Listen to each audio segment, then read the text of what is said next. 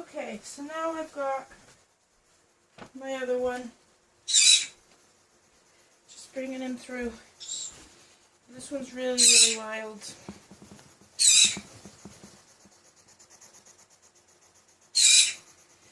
Put him down. This one is definitely really, really wild. You can see he's full spikes. Just getting the cloth ready. He's full spikes.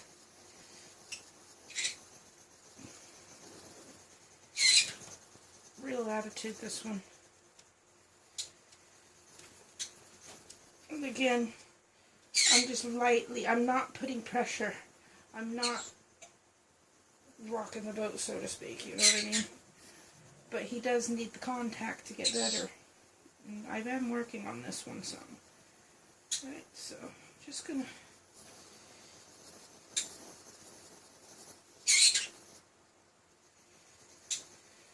get my cloth underneath him on his belly, so his belly's used to being touched. Not messing with his top part. I've just got the cover underneath him, and my fingers are messing around with his belly and his chest. Letting the top part of him be okay. That's another thing you can do. If you hear him,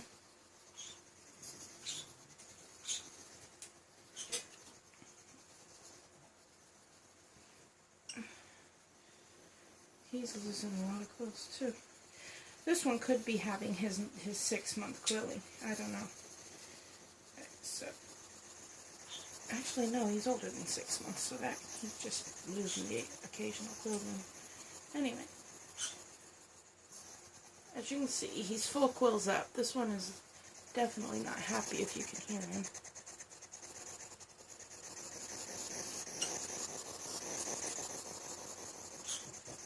Right, so he's usually jumping and popping more. That's why I chose to try to show him to you. I don't know why he isn't.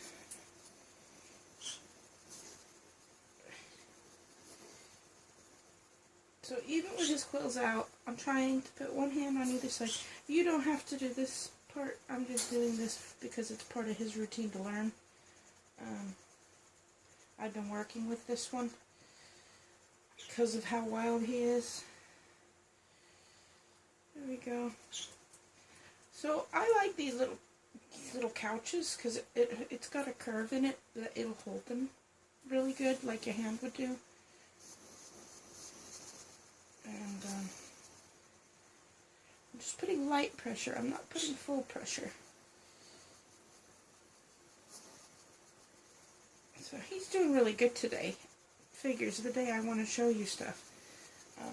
He's doing really good, actually. He's still making all the huffy noises and stuff. And he still spikes up, but I can feel it in his body. I can feel how he's holding himself. He's much more relaxed than normal. So this one's actually starting to work. The work I've been doing on him is starting to work. Just put light pressure. You know, whatever your hand can tolerate. And your hand's not going to be able to tolerate much if you just don't try. Just a little bit at a time, and over time your hands will get used to it. Just a little bit at a time. And even if they're up, because they are up, I'm brushing backwards, and eventually that's going to relax, because he'll see that nothing bad happens to him. Eventually, if you do it, he'll see. If you don't do it, he won't see that nothing bad's going to happen. So I've kind of forced it on them that he still feels a bit free because he's in this. He doesn't feel captured, but I'm putting pressure now, and with this pressure I'm going in the direction of the quills like you would with a toothbrush. You know how like a bristle brush or whatever.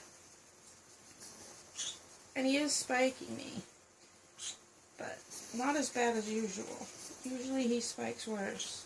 So that's showing me signs of a breakthrough. And it'll happen with yours as well if you keep with it. Now he's trying to do a little bit of his jumping. Nothing major, though. Because I've taught him that all that nonsense doesn't work with me, he's slowly stopped doing it over time. So that's another one of the things you can do. Again, in the snuggle sack makes them feel secure because they feel like they're hiding. They feel like they're you know, okay. So make sure you can feel their belly and feet and stuff through and rub their belly.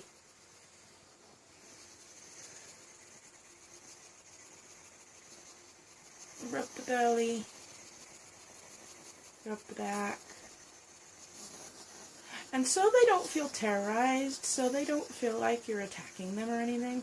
I only do these things out of the 30 minutes to an hour that you hold them.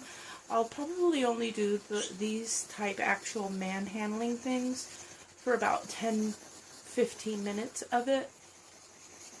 Maybe probably more like 10 minutes of it. And then the rest of the time I let them walk around and stuff. And that shows them that even though I'm manhandling them afterwards, they're okay. Nothing's happened to them, and they're fine, and they can go on their way. And that's what they need to learn. They need to learn to trust you. They need to see that even though you're manhandling them, nothing bad's happening. This one's upset with me. I'm rubbing his belly. He's not too keen on me rubbing his belly. Alright, ooh. Anyway, so hopefully, I'm sorry, I'll try to another time to find one that's more upset. It's usually him, so we kind of bombed out on that one today. He is upset, but not like usual. So, anyway, use your thick cover. I'll show you that one again just quickly, you know. Through the snuggle sack's one method. Or have a cover. Double it over so it's nice and thick. And just pet him. Just pet him.